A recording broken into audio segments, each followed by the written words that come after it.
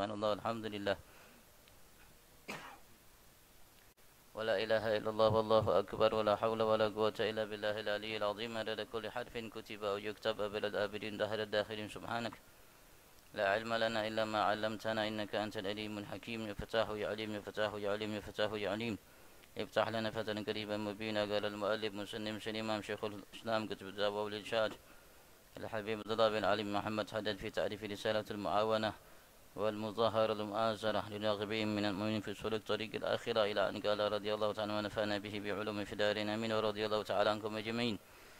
واعلم أن الله قد جعل بفضله ورحمته في النوافل جبرا لما يقع من الخلل في الفرائض، ولكن لا يجبر خلل الفريضة إلا بنفل من نوعها كالصلاة بالصلاة والصيام بالصيام والفرض والأصل والنفل تابع له، والذي يؤدي الفرائض ويجتنب المحارم ولا يتنفل أحسن حالا ممن يتعاطى النوافل ويقع في إهمال بعض الفرائض. فإياك أن تعرض عن شيء من الفرائض اشتغالا بشيء من النوافل فتأتم بترك الفريضة ولا يتقبل الله منك النافلة، وتقع في ذلك مثل من يشتغل بتحصيل العلم الذي هو في حقه فضيلة ويترك الاشتغال بتحصيل ما هو عليه من العلم فريضة في ظاهره وباطنه، وما يقعد عن الكسب مع القدرة عليه اشتغالا بنوافل العبادات ويترك إياه لتكفف الناس. فقس على هاتين السورتين ما عداهما مما في معناهما واعلم إلى آخر والله أعلم.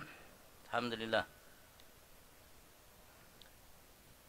Puji syukur kita haturkan kehadirat Allah Subhanahu wa taala atas segala nikmat-Nya yang melimpah ruah di setiap saat, waktu, detik, nafas kita apapun selama ini, saat ini yang telah kita nikmati, miliki lahir batin tanpa terkecuali, semua bagian daripada nikmat Tuhan kita Allah terhadap setiap kita yang Allah Subhanahu wa taala ingatkan kita dalam berbagai macam ayat. Allah Subhanahu wa taala di antara menyatakan kepada kita, wa asbaga alaikum ni'amahu zahiratan wa batinah wa in ta'uddu ni'matallahi la tuhsuha. Ya Allah telah melimpah ruahkan terhadap kalian nikmat-nikmatnya secara lahir dan secara batin, dan jika ingin kalian menghitung satu di antara nikmat yang melimpah ruah itu baik secara zahir atau secara batin, la tuhsuha, kalian tidak akan pernah mampu sampai kapanpun selesai menghitungnya. Ulama mengatakan dengan ibadat apapun yang kita lakukan sepanjang hayat kita, bahkan jika kita habiskan waktu kita setiap detik nafas kita sepanjang hayat kita dari lahir kita sampai meninggal kita dalam beribadat kepada Allah untuk mensyukuri satu nikmat yang diberikan oleh Allah baik secara lahir atau secara batin, maka kita tidak mampu mensyukuri nikmat Allah tersebut dengan ibadat yang kita lakukan. Mudah-mudahan di tempat yang penuh dengan karunia nikmat dari Allah ini, semata taufik hidayah dari Allah Subhanahu wa taala, Allah kumpulkan kita saat ini sebagai tetamunya melaksanakan apa yang menjadi perintah Nabi besar Muhammad, berupaya untuk memahami, mencari apa yang diwajibkan oleh Allah dan olehnya dalam syariat agamanya sebagai kunci kesuksesan bagi kita dunia akhirat. Kita berharap Allah Subhanahu wa taala sempurnakan segala nikmat-Nya kepada kita dan golongkan kita sebagai hamba-hamba yang pandai mensyukuri segala nikmat-Nya. Allahumma amin. Senantiasa salawat salam Allah limpah ruahkan ke hadirat junjungan agung kita Nabi besar Muhammad sallallahu alaihi wasallam, sekeluarganya, para sahabatnya, pengikut dan para pencintanya. Kita berharap semua kita digolongkan oleh Allah Subhanahu wa taala sebagai pengikut dan pencinta Nabi kita Muhammad. Allah jadikan kita hamba yang dicintai oleh Nabi-Nya Muhammad. Kita berharap kelak Allah masukkan kita ke dalam surga bersama Nabi-Nya Muhammad sallallahu alaihi wasallam. Amin Allahumma amin, amin Allahumma amin. Beliau mengatakan sebelumnya, perhatikanlah, semoga Allah mencurahkan rahmat atasmu wahai hamba Allah Subhanahu wa taala yang ingin mendapatkan kebaikan baginya dunia akhirat.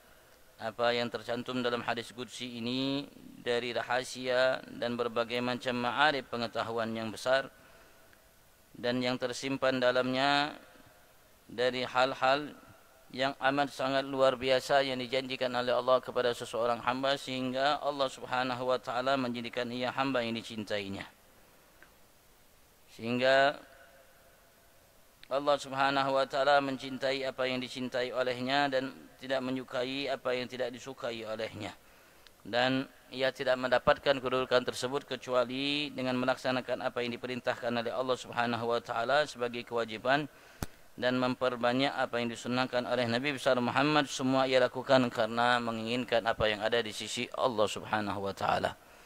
Itu yang kita baca sebelumnya, kita lanjutkan. Wa alam, ketahuilah, sekali lagi beliau mengajak bicara kepada setiap kita hamba yang beriman kepada Allah Subhanahu wa taala, yang ingin dan berupaya untuk mencari dan menjadi seseorang hamba yang sukses baik dunia sampai akhirat, baik lahir atau batin. Ketahuilah bahwasanya annallaha, sesungguhnya ya Allah Subhanahu wa taala, qad ja'ala bi fadlihi wa rahmatih, telah menjadikan sungguh semata anugerahnya dan rahmat kasih sayang darinya. Beliau mengatakan qad ja'ala Allah bi fadlihi wa rahmatih, sungguh telah ia menjadikan dengan anugerah dan rahmatnya Allah Subhanahu wa taala. Artinya semata anugerah dan rahmat dari Allah Subhanahu wa taala, Allah Subhanahu wa taala telah menjadikan fin nawafili, dalam ibadat-ibadat yang sunnah, jabran lima yaga fil khala minal khalal fil faraidi, sebagai penutup penyempurna terhadap apa yang telah terjadi yang kita lakukan dari kekurangan yang ada di dalam kewajiban-kewajiban yang telah kita laksanakan. Apapun kewajiban-kewajiban yang telah kita laksanakan, andaikan ada kekurangannya, kurang sempurna, kurang khusyuknya, kurang hadirnya, kurang ikhlasnya, dan lain sebagainya yang kita lakukan dari hal-hal yang wajib, maka bisa disempurnakan ia dengan hal-hal yang sunnah. Dan ia termasuk bagian daripada hikmah Allah Subhanahu wa taala jadikan hal-hal yang sunnah. Tapi beliau tadi mengingatkan kepada kita, memberikan masukan kepada kita bahwasanya Allah Subhanahu wa taala jadikan hal itu semata anugerah dan rahmatnya Allah Subhanahu wa taala terhadap setiap kita. Karena sayangnya Allah, karena Allah ingin melimpahkan anugerahnya terhadap setiap kita sebagai hambanya, maka Allah Subhanahu wa taala jadikan hal itu seperti itu. Nanti kelak di hari kiamat, Allah Subhanahu wa taala perintahkan untuk setiap hamba Allah Subhanahu wa taala ketika ia dihisab oleh Allah Subhanahu wa taala, yang Allah Subhanahu wa taala hisab terlebih dahulu adalah dari kewajiban yang ada adalah salat. Ketika Allah dapatkan salatnya sempurna, maka Allah Subhanahu wa taala akan terima salatnya dan semua amal selainnya. Dan ketika salatnya kurang sempurna, maka Allah Subhanahu wa taala tolak salatnya dan tolak selainnya dari amal-amal yang diperbuat dilakukan olehnya. Ada riwayat ketika Allah Subhanahu wa taala melihat salatnya kurang, ada kurangnya, ada celahnya, ada cacatnya, kurang sempurna, maka Allah Subhanahu wa taala perintahkan kepada malaikat untuk melihat apakah ia ada salat-salat sunat yang dilakukan olehnya, sehingga salat-salat sunat itu dijadikan oleh Allah Subhanahu wa taala sebagai penyempurna bagi kekurangan yang ada dalam salat wajibnya. Sehingga kalau ada banyak salat sunnah, maka ia akan menyempurnakan yang wajibnya. Kalau wajibnya menjadi sempurna, maka Allah Subhanahu wa taala terima salatnya dan semua amal lainnya. Kalau tidak ada, maka Allah tolak salatnya dan tolak amal yang lainnya. Tapi semata karunia Allah, anugerah Allah, rahmat Allah. Tidak, artinya bukan suatu kewajiban bagi Allah, keharusan bagi Allah Subhanahu wa taala. Karena Allah tidak wajib untuk memberikan rahmatnya, karunianya, anugerahnya terhadap setiap hambanya. Allah berikan kita pahala, dijanjikan oleh Allah pahala terhadap setiap kita ketika kita berbuat kebaikan, bukan karena namanya Allah harus melakukan itu terhadap kita. Anda, Allah tidak harus melakukan sesuatu terhadap hambanya, karena harus itu suatu kewajiban, paksaan. Maka Allah tidak melakukan sesuatu karena ada kewajiban atau paksaan. Anda, berbeda dengan kita hamba. Memang dipaksa secara agama oleh Allah Subhanahu wa taala, syariat untuk kita melaksanakan yang wajib dan meninggalkan yang haram. Sehingga kita berbuat sebagai keharusan yang harus kita lakukan. Tapi Allah Subhanahu wa taala tidak seperti Kalau Allah memberikan pahala bagi kebaikan kita semata anugerah dan rahmat dari Allah Subhanahu wa taala terhadap kita. Walakin akan tetapi la yujbaru, tidak menjadi namanya menembel atau menyempurnakan kekurangan yang ada dalam kewajiban itu, khalalul faridati, kekurangan yang ada dalam kewajiban yang kita lakukan, illa binafrin min nawiha, kecuali dengan sunnah dari jenisnya. Yang sunnah bisa menambal kekurangan yang ada dalam kewajiban yang kita lakukan, yang sunnah. Tapi tidak bisa yang sunnah itu menyempurnakan kekurangan yang kita lakukan dalam kewajiban itu kecuali jenisnya. Sebenarnya mengatakan kassalah bisalah, seperti kekurangan yang ada di dalam salat yang wajib yang kita lakukan, maka bisa disempurnakan dengan salat-salat sunat yang kita lakukan. Wasiyam bisiyam, begitu juga puasa yang kita lakukan, kalau ada kekurangannya yang wajib, maka puasa-puasa sunnah yang kita lakukan itu akan menyempurnakan kekurangan yang ada dalam puasa yang wajib yang kita lakukan. Begitu juga seterusnya. Jadi jenisnya. Wal fardu huwal asal. Kewajiban adalah asal, modal, sumber. Wan nafal tabi'un lahu, dan yang sunnah itu mengikuti bagi kewajiban itu. Mengikutinya. Bukan asal, tapi ia merupakan mengikuti bagi yang asal tersebut, menyempurnakannya bagi asal tersebut kalau ia memiliki kekurangan, dan memberikan kelebihan namanya yang akan diberikan oleh Allah Subhanahu wa taala dari janji yang diberikan oleh Allah Subhanahu wa taala terhadap kita.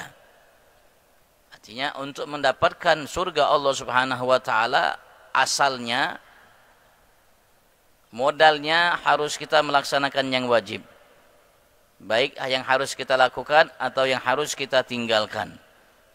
Tapi untuk mendapatkan derajat yang tinggi di sisi Allah Subhanahu wa taala dengan sunat-sunat yang kita lakukan, mengikuti yang asal. Makanya kita diperintahkan secara syariat oleh Allah Subhanahu wa taala agama, oleh Nabi Agung Muhammad dalam sabdanya untuk kita memperbanyak amal. Sampai Allah perintahkan kepada kita, wa qul i'malu, katakan ya Muhammad kepada umatmu, hambaku, i'malu, beramallah kalian.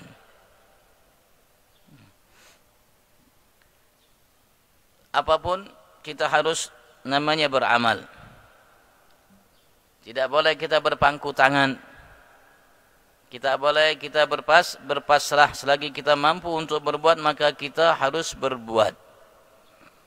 Semakin banyak yang kita lakukan, kita perbuat, maka semakin banyak kesempatan kita untuk mendapatkan karunia yang dijanjikan oleh Allah Subhanahu wa taala, terutama nanti di akhirat surga Allah Subhanahu wa taala. Ada riwayat Allah Subhanahu wa taala perintahkan malaikat untuk menempatkan kita di surga Allah Subhanahu wa taala, tergantung yang sunnah yang kita lakukan. Semakin banyak sunnah yang kita lakukan, amal yang kita lakukan, maka semakin berkesempatan kita untuk mendapatkan kedudukan tinggi, surga yang tinggi di sisi Allah Subhanahu wa taala. Walladzi yu'addil fara'ida, dan seseorang yang melaksanakan hal-hal yang wajib. Wa yajtanibul maharima, dan menjauhi hal-hal yang diharamkan secara agama, syariat oleh Allah Subhanahu wa taala. Wala yatanaffal, tapi ia tidak melaksanakan hal-hal yang sunnah. Ia melaksanakan yang wajib, ia menjauhi yang diharamkan secara agama. Tapi ia tidak melakukan selain itu, tidak melaksanakan yang sunnah. Ahsanu halan, beliau mengatakan kondisinya, keadaan hamba tersebut lebih baik. Mimman yata'atan nawafila, dari seseorang yang melaksanakan, memperbanyak yang nawafil, yang sunnah. Wa yaga fi ihmali ba'dil fara'id, dan ia jatuh dalam namanya teledor terhadap sebagian hal-hal yang diwajibkan secara agama syariat. Memperbanyak yang sunnah, tapi ia teledor dan jatuh dalam meninggalkan sebagian yang diwajibkan secara agama syariat. yang melaksanakan yang wajib, meninggalkan yang haram, walaupun tidak melaksanakan sunnah, lebih baik kondisi keadaannya dari orang-orang yang memperbanyak hal yang sunnah tapi jatuh dalam meninggalkan hal-hal yang wajib.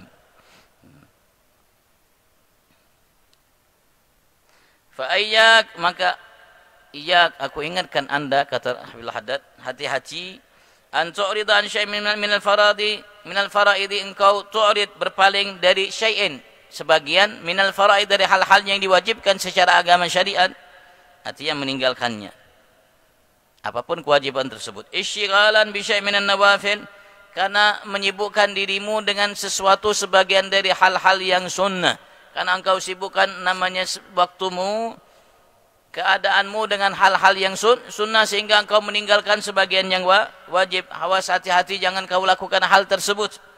Fata'atam bitarikil faridah, karena engkau pasti akan mendapatkan dosa dengan meninggalkan yang wajib tersebut. Wala yataqabbalallahu minkan nafilah, dan Allah Subhanahu wa taala tidak akan pernah menerima hal-hal yang sunnah yang kau lakukan itu. Kalau kita tinggalkan yang wajib, melaksanakan sunnah, maka Allah tidak akan terima namanya yang sunnah itu kalau kita meninggalkan hal yang wajib. Dan termasuk, sekali lagi, termasuk kewajiban yang agung, yang mulia, yang besar yang dijadikan oleh Allah Subhanahu wa taala sebagai tiang agama Allah adalah salat. Jangan sampai kita menyibukkan kita tentang hal-hal selainnya sehingga kita meninggalkan salat. Jangan sampai kita tunduk terhadap isu, bisikan, rajuan, syaitan, bala tentaranya, baik dari kalangan jin, begitu juga manusia untuk meninggalkan salat dengan alasan, dengan dalih A, B, C dan lain sebagainya. Al-Qur'annya menyatakan inna salata tanha 'anil fahsya'i wal munkar, sesungguhnya salat itu akan mencegah dari perbuatan keji dan mungkar. Maka ia mengatakan, karena aku sudah tidak lagi berbuat keji dan mungkar, maka tidak wajib bagiku untuk melaksanakan salat. Sehingga ia berdalih dengan hal tersebut meninggalkan salat. Na'udzubillah.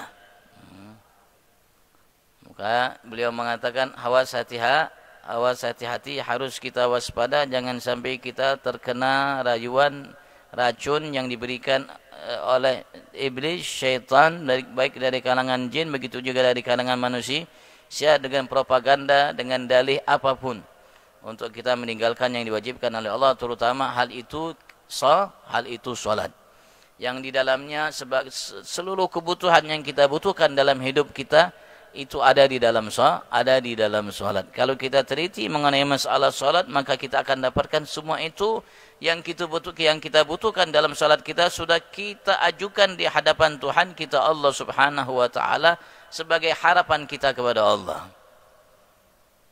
Salat. Makanya Allah jadikan salat itu mencegah dari perbuatan keji dan mungkar. Semakin sempurna kita dalam melaksanakan salat, maka semakin sempurna kita menjauh dari perbuatan keji dan mungkar.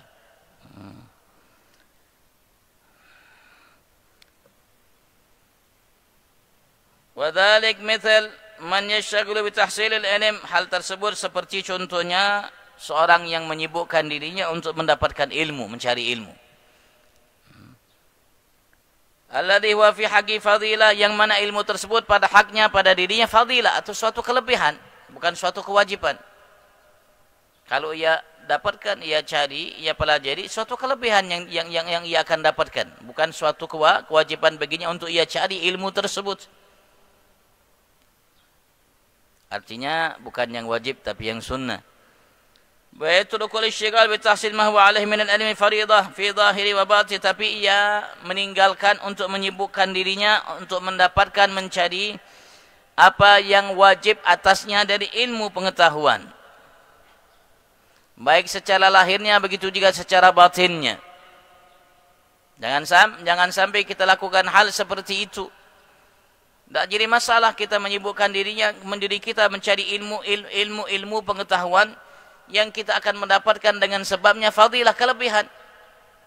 Tapi jangan lupa kewajiban kita secara agama untuk kita menyibukkan diri kita untuk mendapatkan ilmu yang berkaitan dengan lahir batin dari ketakwaan kita kepada Allah Subhanahu wa taala sebagai tanda ibadat atau ubudiyah kita yang kita jalani, yang Allah Subhanahu wa taala nyatakan, tegaskan kepada kita, Ia ciptakan kita karenanya.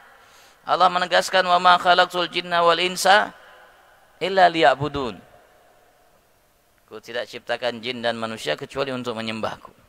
Menyembah Allah dengan lahir kita, dengan batin kita, dengan ucapan kita, perbuatan kita, dengan tingkah laku kita, hablum minallah dan hablum minan nas. Maka kita harus sibukkan diri kita untuk memahaminya, mempelajarinya. Apa yang diminta oleh Allah kepadaku secara lahir, apa yang diminta oleh Allah kepadaku secara batin.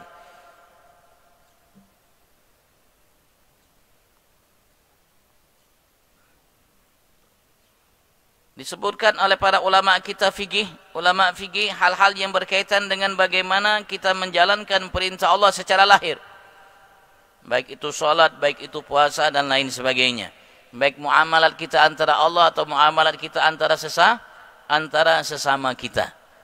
Dan disebutkan oleh ulama-ulama sufi tentang kewajiban kita secara batin, apa yang harus kita lakukan, apa yang harus kita miliki secara batin. Mata kita harus kita jaga dari perbuatan maksiat, harus kita hiasi dengan perbuatan taat kepada Allah. Begitu juga telinga kita, lisan kita, tangan kita, kaki kita, perut kita, kemaluan kita. Harus kita jaga dari perbuatan maksiat kepada Allah. Begitu juga hati kita. Jangan sampai kita memiliki sifat sombong, jangan sampai kita memiliki sifat ujub, sifat riya, aman mimakrillah, al-israr ala ma'siyatillah, begitu juga riya, ujub, hasad dan lain sebagainya. Ini mempelajari ilmu itu, memahaminya, itu merupakan kewajiban yang Allah wajibkan bagi setiap mukmin, mukminah siapapun ia dan tinggal dimanapun ia. Dan kewajiban tersebut Allah Subhanahu wa taala melalui Nabi Agung Muhammad telah menyatakan, utlubul ilma walau bisin. Carilah ilmu itu yang diwajibkan oleh Allah terhadap anda semua, kata Rasulullah, secara syariat. Baik secara lahir batin. Yang harus kita pelajari, yang harus kita pahami, ketahui apa yang diperintahkan oleh Allah, apa yang dilarang oleh Allah Subhanahu, apa yang diminta oleh Allah secara apa, yang diminta oleh Allah secara apa yang harus kita bersihkan lahir kita, batin kita dari apa yang harus kita hiasi, harus kita pelajari walaupun kita tinggalkan tempat kita di tempat yang amat sangat jauh sekali. Karena pengetahuan itu hanya ada di sana, maka wajib kita tinggalkan tempat kita untuk mendatangi tempat yang ada di sana itu, walaupun sejauh apapun tempat itu. Itu kewajiban secara syariat. Agar kita mengerti, paham. Dalam kehidupan kita ini apa yang harus kita lakukan, apa yang harus kita jauhi, apa yang harus kita miliki, apa yang harus kita bersihkan hati kita darinya.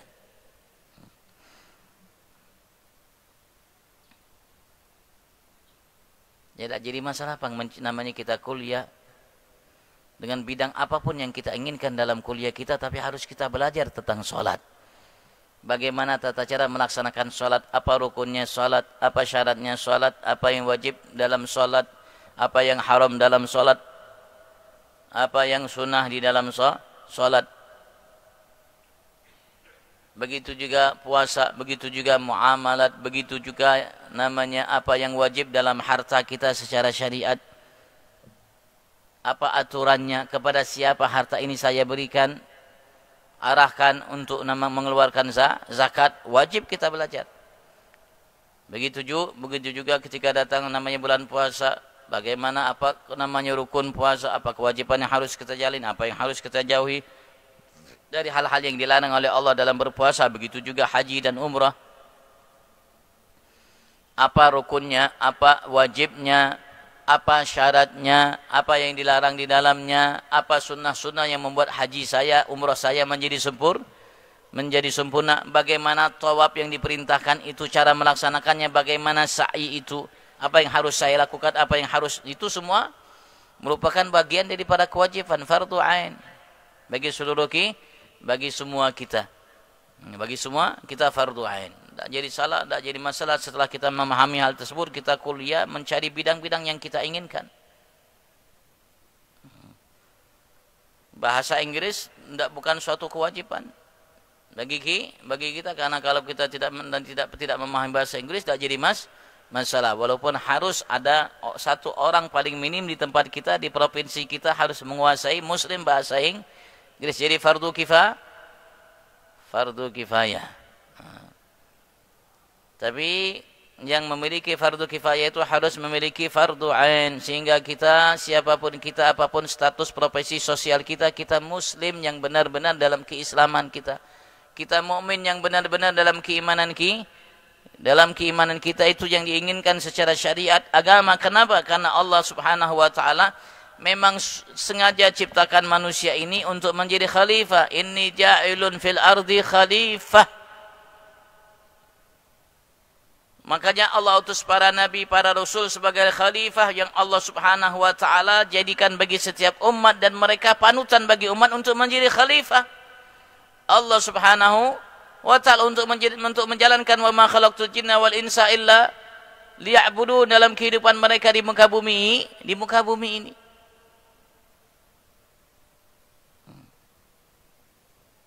Maka beliau ingatkan kita jangan sampai kita menyibukkan diri kita dengan namanya mempelajari ilmu yang sunnah.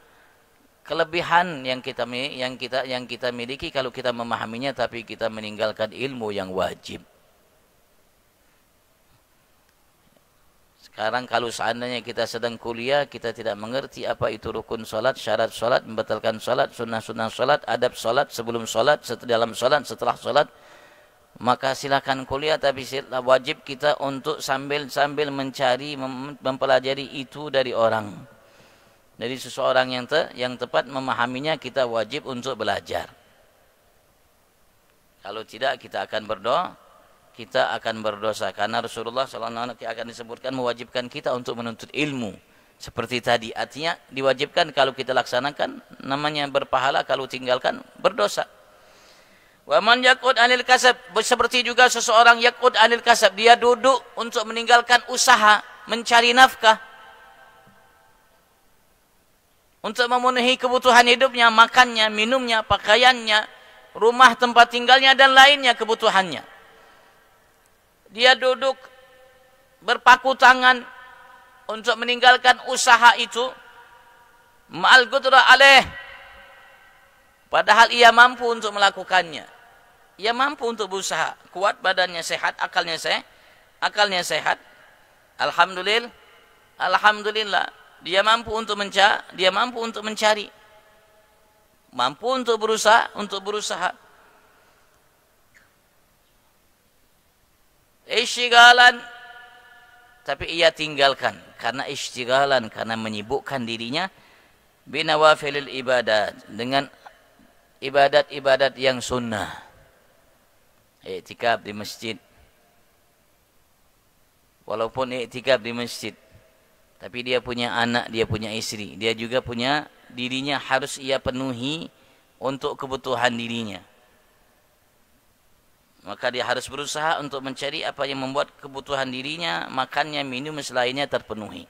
Andaikan dia punya istri, dia harus cari usaha, berupaya untuk memenuhi makan, minum, dan lain sebagainya yang dibutuhkan oleh istrinya, anaknya. Jangan sampai ia tidak berusaha mencari nafkah dan memberikan nafkah kepada istrinya, anaknya, dan ia nyibukkan dirinya untuk melaksanakan hal yang sunnah, i'tikaf di masjid. Kira-kira i'tikaf di masjid wajib? Tidak wajib. Yang wajib salatnya. I'tikafnya tidak wajib. Dan wajib dia untuk mencari rizki, nafkah untuk memenuhi kebutuhan dirinya dan anak istrinya. Maka ia tinggalkan berusaha mencari rizki, nafkah untuk anak istrinya, padahal ia diwajibkan secara syariat. Karena menyibukkan dirinya untuk ibadat-ibadat yang sunnah. Maka Sayyidina Umar bin Khattab pernah mengusir seseorang yang beriktikaf di masjid. Diusir oleh Sayyidina Umar bin Khattab untuk keluar, pulang, cari nafkah. Jangan sampai kita keliru dan salah dalam masalah ini. Wa yatruk iyalahu, ia melaksanakan hal yang sunnah dari ibadat dan ia tinggalkan atau ia biarkan keluarganya, anak istrinya yatakaffafun an-nas. Dia biarkan, dia tidak peduli sehingga anak istrinya cari sana cari sini, mengulurkan tangan sana mengulurkan tangan sini untuk memenuhi kebutuhan mereka, makan, minum dan lainnya. Padahal untuk memenuhi makan, minum, pakaian dan semuanya yang dibutuhkan oleh anak istrinya tanggung jawabnya. Coba lihat Sayyidina Abdullah bin Abdul Muttalib, ayahanda Nabi Agung Muhammad sallallahu alaihi wasallam. Ketika beliau beristri dengan Sayyidah Aminah, maka ia tinggalkan kota Makkah, ikut kafilah dagang. Walaupun pengantin baru, yang harusnya dia masih bulan madu bahasa kita. Tapi karena sudah menjadi tanggung jawabnya, yang tidak bisa bulan madu lawaslah lama-lama. Kenapa? Nafkah, kebutuhan makan, minum, pakaian dan semuanya yang dibutuhkan oleh seseorang perempuan tanggung jawabnya. Maka ia tinggalkan Mekah, ikut kafilah dagang ke kota Syam untuk ikut bersama mereka agar bisa mencari nafkah untuk memenuhi kebutuhan istrinya. Walaupun ketika ia pengantin baru, belum lama pengantin, bahasa kita mungkin hanya sekedar satu minggu, 2 minggu, mungkin tidak sampai ikut kafilah dagang. Ketika pulang sampai ke kota Madinah, belum sampai ke kota Mekah, meninggal, sakit. Sayyidina Abdullah sakit sebulan penuh. Di sana ada neneknya. Karena ayahnya Abdul Muttalib, ibunya orang Madinah. Ibunya orang Madinah dari suku Bani Najjar. Tempat neneknya sakit, diasuh, diobati sebulan penuh, meninggal. Sayyidina Abdul, tapi meninggalnya dalam kondisi ibadat. Menjalankan kewajibannya, sampai Rasul mengatakan mencari nafkah itu kewajiban setelah kewajiban. Wajib, arti wajib itu ketika kita keluar dari rumah untuk mencari nafkah, memenuhi kebutuhan diri kita, agar kita tidak mengulurkan tangan kepada selain kita. Dan sebagai seorang suami, kita wajib memberikan nafkah kepada istri kita. Maka ketika kita keluar dari rumah untuk mencari rezeki itu wajib, artinya kita mendapat pahala ibadat kepada Allah Subhanahu wa ta'ala. Wajib, ibadat yang wajib. Jangan sampai kita meninggalkan ibadat yang wajib itu karena menyibukkan diri kita untuk ibadat yang sunnah. Ya, kalau selesai tidak jadi masalah. Kalau kita sudah menyelesaikan yang wajib, tidak jadi masalah. Kita sibukkan diri kita dengan hal yang sunnah. Maka beliau ingatkan, jangan sampai kita menyibukkan diri kita dengan melaksanakan yang sunnah, tapi meninggalkan kewajiban kita sebagai seorang suami, sebagai seorang ayah yang diwajibkan secara agama untuk kita memberikan nafkah kepada anak istri kita. Faqiz ala hataini suratain, maka kiaskan sesuai dua contoh ini, ma'adahuma mimma fi ma'nahuma, atas apa-apa yang selain dari keduanya, dari hal-hal yang seperti keduanya. Begitu juga, jangan sampai kita mencari ilmu yang sunnah meninggalkan ilmu yang wajib. Tidak jadi masalah bang kita menuntut ilmu yang sunnah sampai jadi profesor, tapi yang wajib harus kita tuntut. Jangan sampai namanya kita mendapatkan titel profesor dari universitas, tapi tentang sholat yang wajib, rukun sholat, yang diharamkan dalam sholat, sunnah sholat, adab sholat, syarat sholat, kita tidak paham. Apa gunanya namanya status sosial sebagai profesor kalau kita tidak mengerti masalah sholat?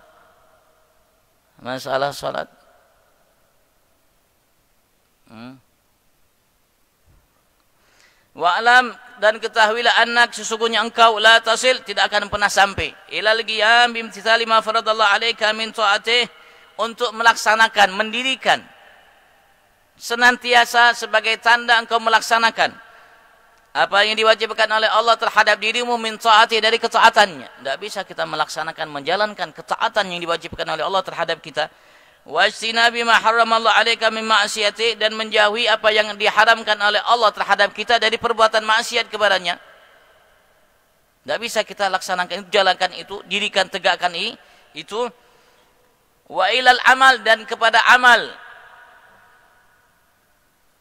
melaksanakan bima syara'alak minan nawafil, dari apa yang disyariatkan terhadap engkau dari hal-hal yang sunnah. Allati tuqarribuka ilaihi sulfa, yang membuat kita bisa mendekat atau menjadi hamba yang dekat kepada Tuhan kita Allah Subhanahu wa taala. Illa bil ilm, kecuali dengan ilmu.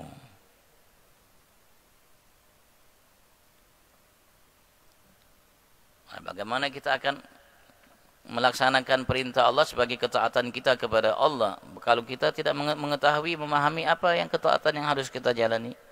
Begitu juga tidak mungkin kita mampu menjauhi apa yang dilarang oleh Allah kalau kita tidak tahu apa yang dilarang oleh Allah terhadap setiap kita, dan kita tidak mungkin akan mengamalkan yang disyariatkan oleh Allah Subhanahu wa taala melalui nabi rasul utusan Allah Subhanahu wa taala kalau kita tidak tahu apa yang diwajibkan oleh Allah terhadap kita dalam syariat, dalam agama ini.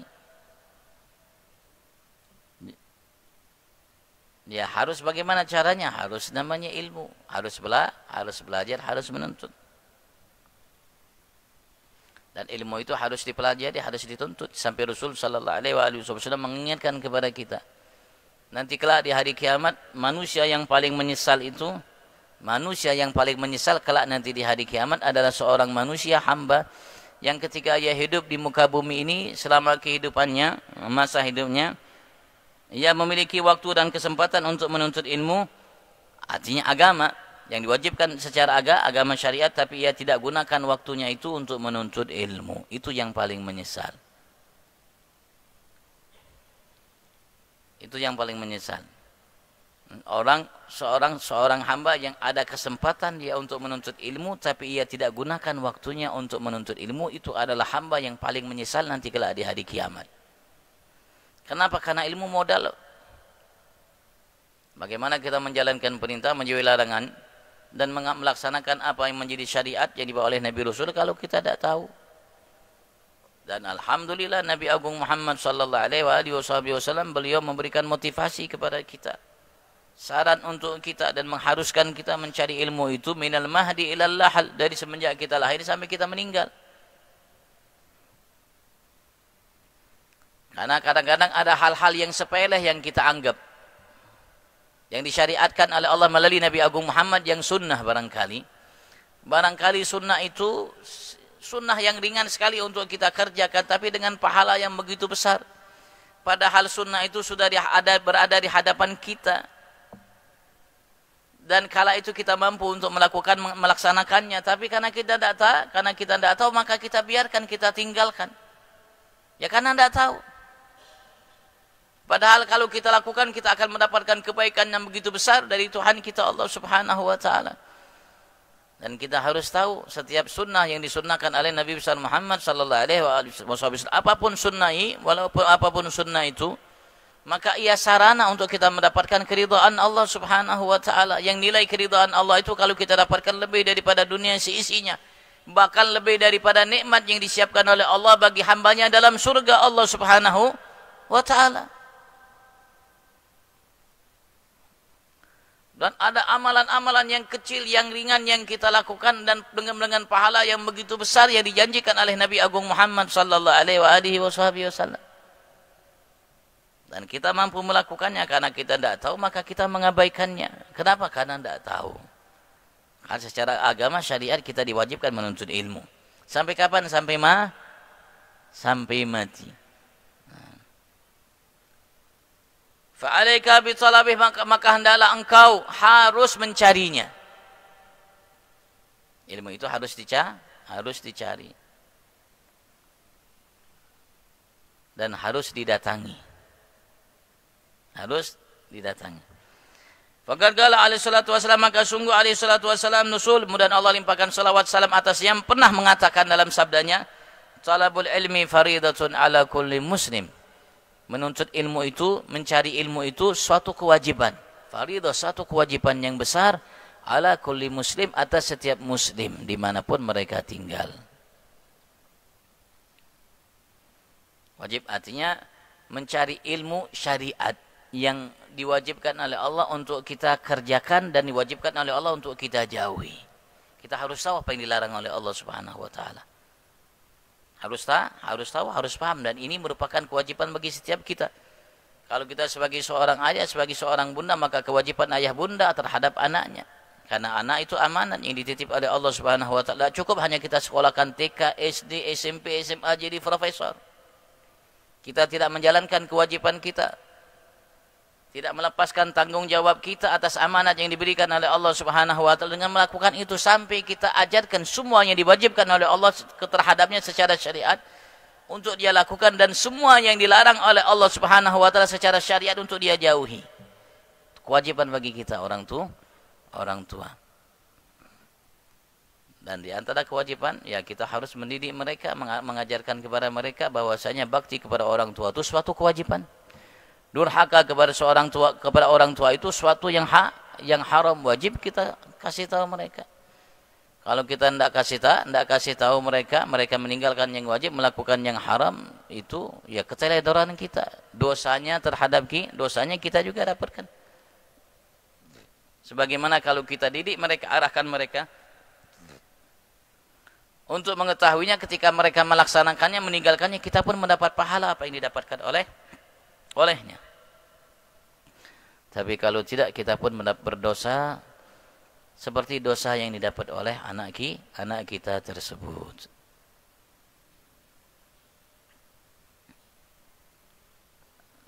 Dan inilah yang menyebabkan banyaknya terjadi kedurhakaan seorang anak kepada orang tua. Menjadi penyebabnya, kata beliau pengarang kitab ini dalam karya yang lainnya, karya beliau yang lainnya Nashah Diniyah wal Wasayil Imaniyah. Karyanya lebih tebal dari ini, lebih luas dari karya ini. Beliau menyinggung bahwasanya 400 tahun yang lalu beliau mengatakan, beliau hidup kurang lebih 400 yang tahu, beliau lahir tahun 1044 Hijriah. Beliau lahir tahun 1044 Hijriah, sekarang sudah 1447. 400 tahun yang lalu kurang lebih, beliau mengatakan banyaknya terjadi kedurhakaan seorang anak terhadap orang tuanya, penyebabnya adalah orang tuanya sendiri.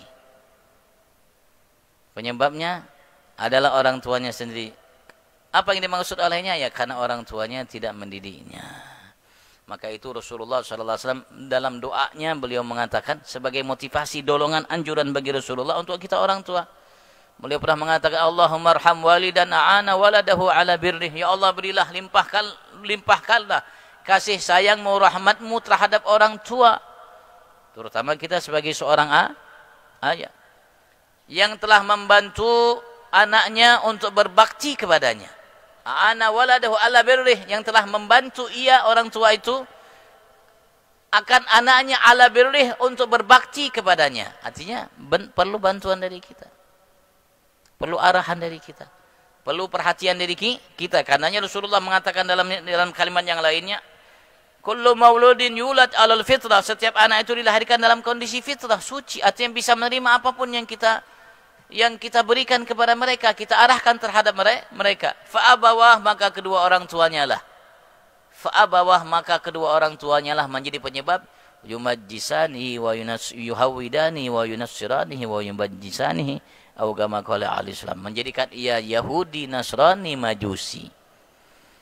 Walaupun agamanya tetap Islam, tapi kelakuannya, ucapan, perbuatan, tingkah lakunya seperti orang Yahudi, seperti orang Nasrani, seperti seorang Majusi. Walaupun titelnya profesor, doktor, tapi pola pikirnya, ucapannya, perbuatannya, arahnya seperti orang Yahudi, seperti orang Nasrani, atau seperti seorang Majusi, bukan seperti seseorang Muslim. Awal kesalahan itu, biang kesalahan itu, bibit dan akar kesalahan itu adalah orang tua. Kata Rasulullah, fa'abawahu, maka kedua orang tuanya lah. Maka kita harus perhatikan mereka. Wallahu a'lam. Kalau ini tanyakan fadlan. Wa bil ilm wallahu a'lam. Kalau yang mau ditanyakan fadlan. Kita sudah berada di penghujung bulan Maulid, bulan Rabiul Awal. Bulan kelahiran Nabi Agung Muhammad.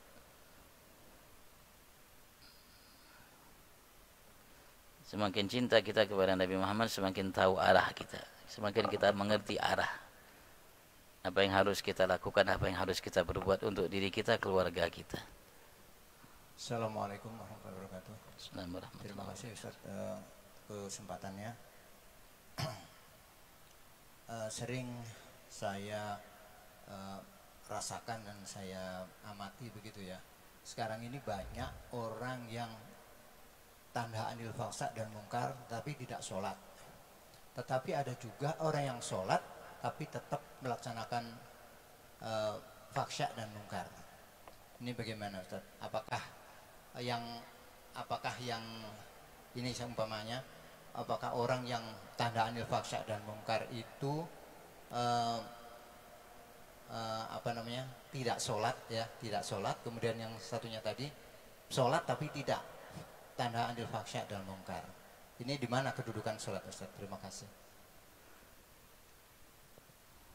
Ya, kita sekali lagi kita harus selalu waspada. Waspada. Dan begitu juga kita harus waspada atas pola pikir kita. Alhamdulillah Allah Subhanahu wa taala arahkan kita, Nabi besar Muhammad arahkan kita untuk kita bertanya dengan orang yang tepat.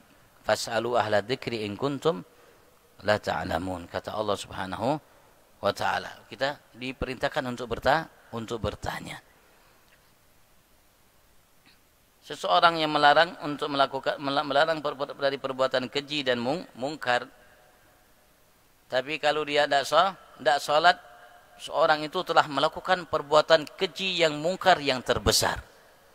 Karena meninggalkan sholat itu termasuk perbuatan keji dan mungkar yang terbesar dari perbuatan keji mungkar yang ada. Sakingnya Rasul sallallahu alaihi wasallam banyak dalam sabda-sabdanya menegaskan bahwasanya ketika seseorang meninggalkan sekali sholat dengan sengaja, maka beliau mengatakan maka ia telah melakukan kekufuran secara nyata jelas. Arti kufur secara nyata. Meninggalkan satu di antara sholat yang ada hukumnya sudah murtad. Kalau ia sengaja, kalau ia paham. Dan namanya tercatat di pintu neraka. Fulan anaknya fulan harus masuk neraka karena meninggalkan sekali sholat dengan sengaja. Sekali. Kalau dua kali, dua nama di pintu neraka Allah Subhanahu. Artinya ia telah melakukan perbuatan keji mungkar yang besar. Sampai secara syariat hukuman seseorang yang meninggalkan sholat itu di samping ia diacap sebagai seorang yang murtad, hukuman mati. Satu-satunya kewajiban yang ada dari tiang agama yang yaitu namanya rukun Islam yang ada. Setelah dua kalimat syahadat, ketika seseorang meninggalkannya dihukum mati hanya sholat. Apapun alasannya, siapapun orangnya. Apapun alasannya, siapapun orangnya. Kalau ditegakkan di tempat tersebut hukum syariat, hukum agama, setelah namanya penguasa yang ada, yang pihak yang berwenang yang ada minta untuk dia bertobat dari perbuatannya, kalau tidak bertobat masih meninggalkan sholat, maka dihukum mati. Sholat. Jadi kita harus mengerti, paham. Dihukum mati apapun alasannya. Kalau alasannya hanya sekedar malas, tapi dia meyakini kewajiban sholat itu memang wajib atas dirinya, maka ia sebagai seorang mukmin yang melakukan perbuatan dosa yang besar. Tapi kalau ia mengingkari kewajiban sholat, maka ia dianggap sebagai seorang kafir. Sehingga jenazahnya, kalau ia mengingkari kewajiban, merasa tidak wajib untuk melaksanakan sholat, sebagaimana sebagian di antara saudara kita yang melakukan hal itu, maka setelah dihukum mati itu manusia, siapapun ia, tidak wajib untuk dimandikan, tidak wajib untuk dikafankan, tidak wajib untuk disolatkan, bahkan tidak wajib untuk dikuburkan orang itu. Secara syariat. Artinya boleh jenazahnya dibiarkan atau dilempar ke darat, ke hutan untuk diberikan makan kepada binatang yang buas atau ke laut untuk diberikan kepada binatang yang buas, itu jasad boleh secara agama syariat. Andaikan dikuburkan itu jasad, maka dikuburkan di kuburan non muslimin, karena secara agama ini bukan muslim, karena ia meninggalkan sholat. Siapapun orangnya, apapun pandirannya, kisahnya selama hidupnya, secara syariat seperti itu. Tapi kalau malas, ya dianggap namanya seorang pendosa besar. Kalau ia hanya sekedar malas atau mengatakan sibuk, tapi ia meyakini bahwasanya salat suatu kewajiban baginya, setelah dihukum mati itu orang dikapankan, dimandikan, dikapankan, disolatkan, dikuburkan di kuburan muslim. Ini muslim yang melakukan dosa besar. Melakukan dosa besar. Andaikan seseorang sholat tapi tidak membuat ia tercegah dari perbuatan keji dan mungkar, bukan masalah, bukan sholatnya, tapi ia dalam menjalankannya. Imam Ghazali ketika Rasulullah menyatakan dalam sabdanya, "Man lam tanha salatu 'anil fahsya' wal munkar," siapapun yang sholatnya tidak mencegah dirinya dari perbuatan keji dan mungkar, lam yakun bainahu wa bainallah illa bu'dan, tidak ada antara ia dengan Allah jaraknya kecuali bertambah jauh, semakin jauh. Dan Imam Ghazali mengatakan salat seseorang yang lalai, tidak hadir hatinya di dalam salat itu, tidak akan mencegah orang salatnya itu dari perbuatan keji dan mungkar. Artinya salah kita, kekurangan yang kita miliki, maka kita harus perhatikan dan kita harus berupaya untuk memperbaiki dan selalu memperbaiki salat kita. Ya, tinggal kita lihat diri kita masing-masing, Bang. Tinggal kita lihat diri kita masing-masing. Dan kita harus selalu berupaya untuk memperbaiki salat kita. Karena ia merupakan kesibukan kita yang harus kita perhatikan sebagai seorang muslim, muslimah, mukmin, mukminah. Sampai kita sudah merasa bahwasanya salat kita sudah mencegah kita dari perbuatan keji dan mungkar. Dan setelah itu kita harus pertahankan, jaga. Dan kita harus kembali memperbaiki kualitas salat kita. Karena walaupun kita sholat sama, tapi anugerah yang diberikan oleh Allah terhadap kita beda. Tergantung sempurna kita dalam melaksanakannya secara lahir atau batin atau tidak. Semakin sempurna yang kita lakukan ketika kita menjalankannya secara lahir batin, kita semakin tinggi nilai sholat kita. Semakin besar anugerah yang Allah berikan kepada kita dengan sebab sholat yang kita lakukan. Beda dengan orang yang kanan kita, kiri kita, depan kita, belakang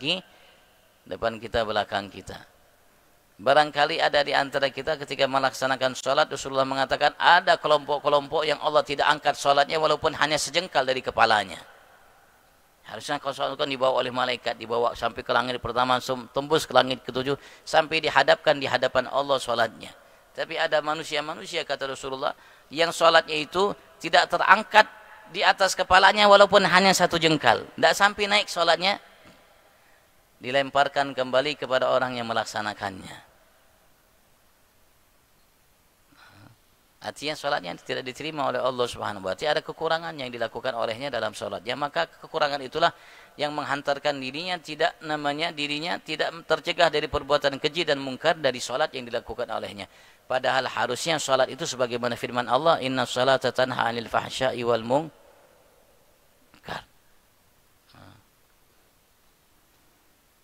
Insya Allah kalau sholat baik, insya Allah puasanya baik, muamalatnya baik, hatinya baik, matanya baik, telinganya baik, yang diucapkannya baik-baik.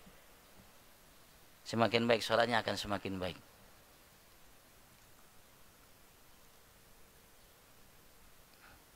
Tapi harus selalu kita berupaya.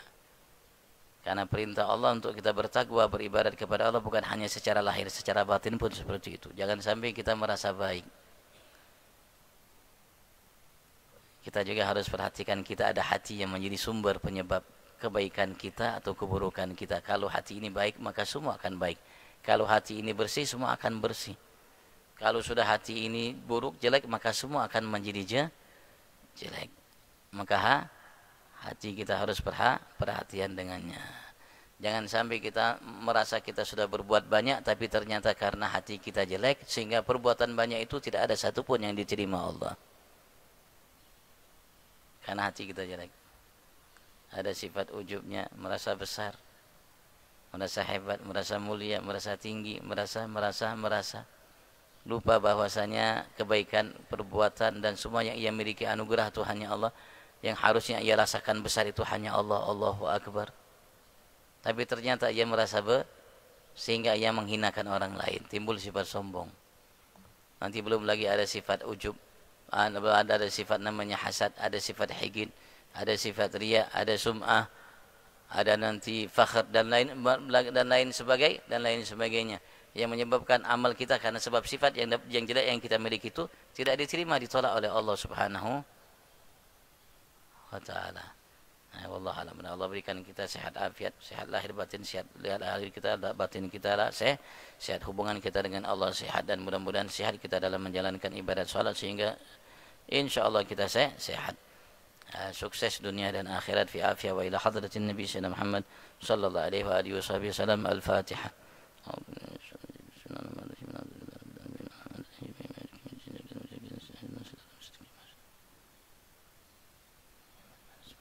Muhammad salatan tujina biha min jami'il ahwal wal afat, taqlidana biha jami'al hajat, tahhiruna biha min jami'is sayyi'at, tarfa'na biha indaka 'ala ad-darajat, wa balaghna biha ghasal ghayat min jami'il khairat fil hajat, wa ba'na man ja'alna muqimas salah wa min dhurriyyatina rabbana wa taqabbal du'a, rabbana ighfir lana wa liwalidayna wa lil mu'minina yawma yaqumul hisab, rabbana ighfir lana wa li ikhwanina alladhina sabaquna bil iman wa la taj'al fi qulubina ghillan lil ladzina amanu rabbana innaka ra'ufur rahim, rabbana atina fid dunya hasanah wa fil akhirati hasanah wa qina adzabannar, rabbi ighfir warham wa anta khairur rahimin. Wa sallallahu alaihi wasallam nabiyil ummi wa ala alihi wasallam. Subhana rabbika rabbil izzati amma yasifun, salamun alal mursalin, alhamdulillahi alamin. Al-afu minkum. Assalamualaikum warahmatullahi wabarakatuh. Ya, habis salaman jangan tinggalkan masjid antum salat 2 rakaat dulu, insyaallah antum akan dapatkan pahala haji umrah yang sempurna kata Rasulullah sallallahu alaihi wasallam.